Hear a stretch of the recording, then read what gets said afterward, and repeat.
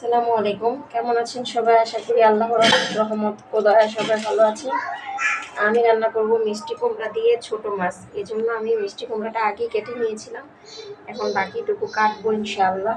তো আমি মিষ্টি কুমড়াটাকে কাঁচাই ধুয়ে নিয়েছি, মানে আস্তা ধুয়ে নিয়েছি।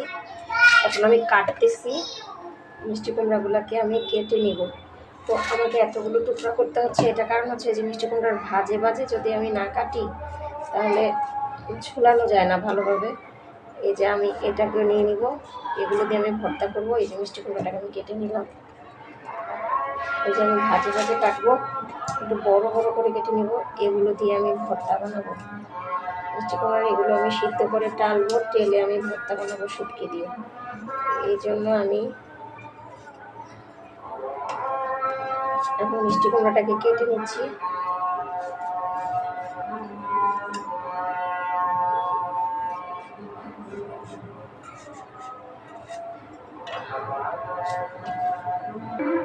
আমি কুমড়াটার এই যে প্রত্যেকটা ভাজে ভাজে কাটবো, ভাজে ভাজে কাটবো। কেন কাটবো? তাতে কুমড়াটাকে আমার কাটতে সুবিধা হবে, ছুলতে সুবিধা হবে। এই জন্য আমি প্রতিটা ভাজে ভাজে কেটে নিচ্ছি।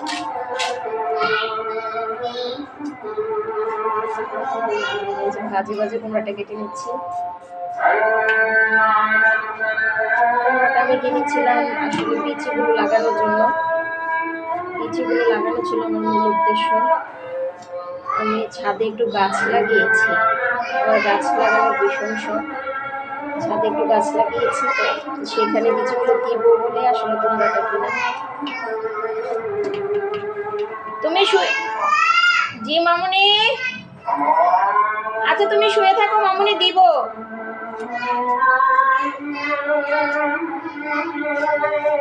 আচ্ছা তুমি শুয়ে থাকো, মামুনি দিব ইনশাল্লাহ। এখনো তরকারি হয়নি মামুনি, তরকারি কাটছি।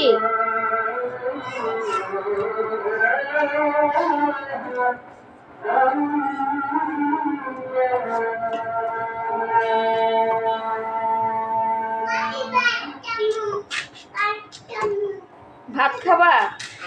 তরকারি হয়নি, তুমি শুয়ে থাকো, তরকারি হলে মামুনি ডাকবো। যাও, ঠিক আছে, তুমি শুয়ে থাকো। মামুনি তরকারিটা হইলে তোমাকে ডেকে নিয়ে আসবো ইনশাল্লাহ।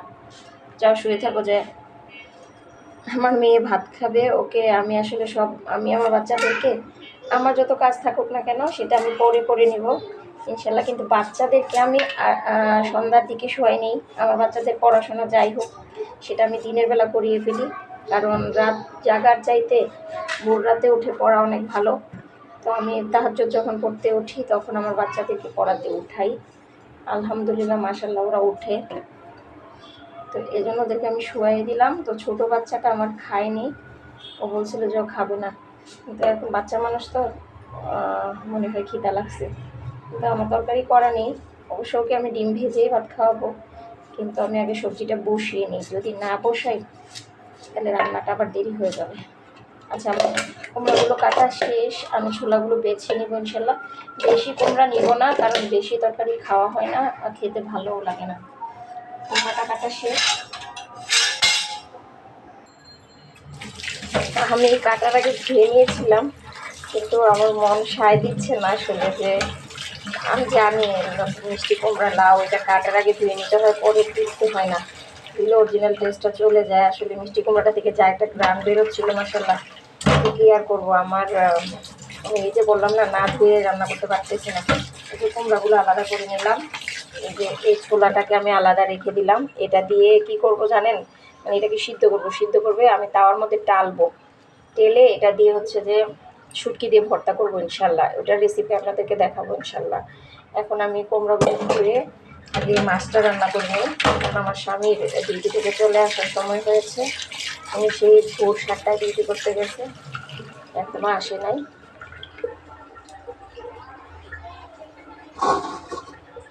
তো আমার একটা কড়াই আগে থেকেই বসানো ছিল, এখন আমি রান্নাটা করে নেব ইনশাআল্লাহ।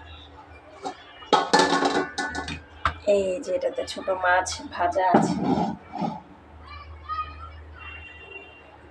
এই যে রান্নার জন্য আমি কড়াইটা বসিয়ে দিলাম।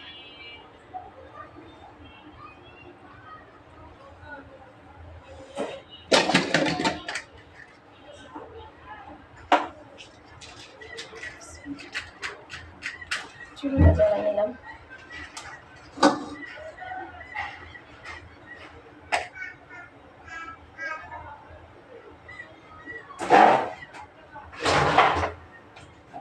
তোরা ভাই বোনরা ঘুমাস নাই না?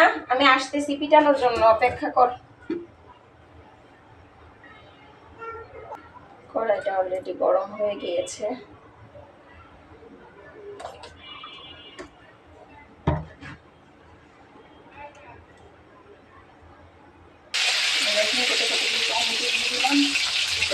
টমেটো দিলাম কেন? টমেটো দিয়ে তরকারিটা ভালো কাটবে। অরিজিনাল একটা পাওয়ার জন্য আমি এটাতে আসলে কোনো রকমের পেঁয়াজ রসুন ব্যবহার করবো না। এখানে আমি টমেটোটা ছেড়ে দিলাম। এই টমেটোটা আর চিকন রাখা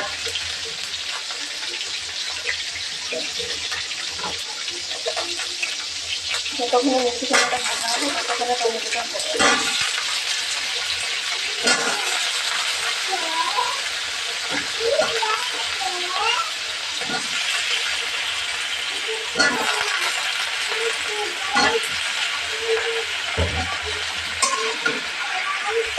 মামনি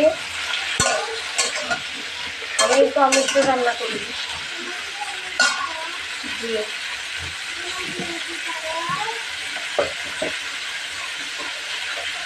দিয়েছি লবণ আর হলুদ আর কাঁচামরিচি ব্যবহার করবো, তাদের থেকে আর কিছু ব্যবহার করবো না। লবণ হলুদ কাঁচামরিচ আর অন্য কিছু ব্যবহার করবো না তখন তাকে।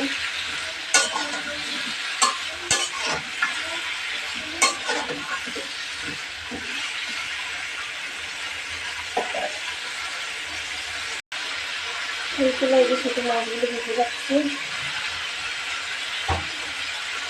এই যে মেয়ে বললো ভাত খাবে, এই জন্য ওর জন্য আরেকটা কড়াই বসিয়ে দিলাম এখানে ফ্রাইডেন। এটাতে আমি ডিম ভাজবো এখন ডিমের জন্য। হ্যাঁ আম্মু জি আপনার জন্য ডিম রান্না করবো। ডিমটা আমাকে দেন। জি জি আপনি ডিমটা আমাকে ভেজে দিবেন? কীভাবে ভেজে দিবেন? এটা দিয়ে ভেজে দিবেন? না গো মামুনি, হাতে তেল পড়বে, দেন। আমি একটু লিখে দিব, ডিমটা আমাকে দেন। ওরে বাবা কড়াইটা গরম, হাতে তেল মামুনি হাত পড়ে গেছে। আচ্ছা মামুনি ভেজে দিয়ে আপনি প্লেটে নিন। আপনি ভেজে দিতে পারবেন না তো।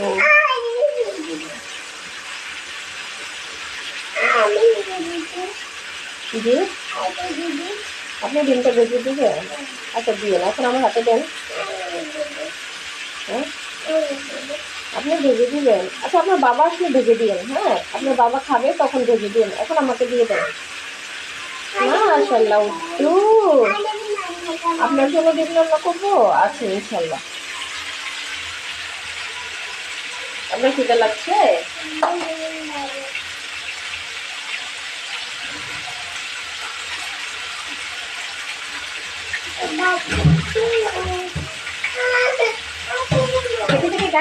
সরে দাঁড়ান সরে দাঁড়ান মামুনি, সরে দাঁড়ান, গায়ে তেল পড়বে, সরে দাঁড়ান। দেখে দেখে দেখে মা নিচে দাঁড়ান, ডিমটা পড়ে যাচ্ছে, পড়ে যাচ্ছে, কখন দিতে হবে মা?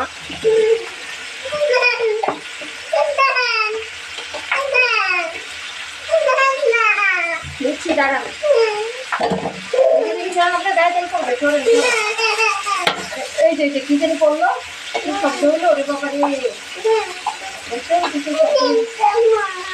ডিম খাবেন? আমি আপনাকে খাবে চোখে তেল পড়ছে তো।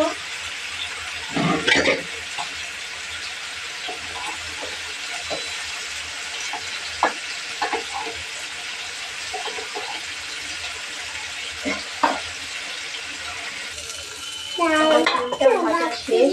এখন আমি তরকারিটাতে ঝোল দেওয়ার জন্য একটু গরম পানি বসিয়ে দিলাম, কারণ যে কোনো তরকারিতে ঝোল দিতে হলে সেটা গরম পানি দিয়ে দিলে টেস্ট অন্যরকম হয়। তো সেক্ষেত্রে ঝোলটা হইতে হইতে মিষ্টি কুমড়াটা সিদ্ধ হোক, আর আমি মেয়েটাকে সুযোগে একটু ভাত খাওয়াই আসি। আচ্ছা মিষ্টি কুমড়াটা সিদ্ধ হোক, তেলের মধ্যে সিদ্ধ হলে এটা খেতে বেশি টেস্ট হবে। এটা এটাতে আমি এখন জল ঝোল দিয়ে দিলাম। তো এটা একটু ফুটে উঠুক, তারপরে আমি এসে মাছটা দিব। পানিটা ফুটে উঠেছে, এখন আমি সবকটা মাছ এখানে দিয়ে দিব ইনশাল্লাহ। সবগুলো মাছ দিয়ে দিলাম। তরকারিতে মাছ যত বেশি তরকারিটা তত টেস্টি হয়। মাছগুলো দিয়ে দিলাম।